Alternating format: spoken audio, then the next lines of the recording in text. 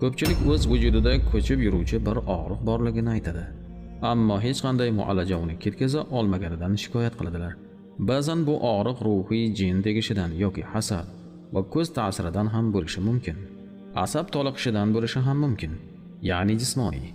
Qanday sababdan bo'lishidan qat'iy nazar, Hud surasining 44-oyati va Isro surasining 105-oyatlari bu og'riqni yo'qotish xossasiga ega bo'lib, yaxshilab tahorat olib bu oyatlarni og'riyotgan joyga o'ng qo'lni qo'yib 7 marotaba o'qib dam solinsa, darhol og'riq yo'qoladi. Mu'tabar bir manbadan ishonchli olimning so'zidan olindi. Marhamat, ishonch va ixlos bilan bu oyatlardan foydalaning.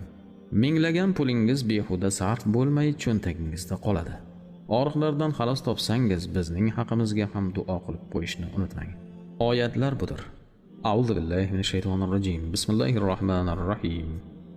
Wa qila ya ardu bil'i ma'aki wa ya sama'u aqli'i wa qidha al-ma'u wa qudiya al-amru wastawat 'ala al-judi wa qila bu'dan lil qawmil zolimin.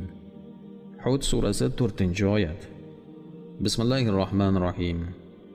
Wa bil haqqi anzalnahu wa bil haqqi nazala. Isro surasi 105-oyat.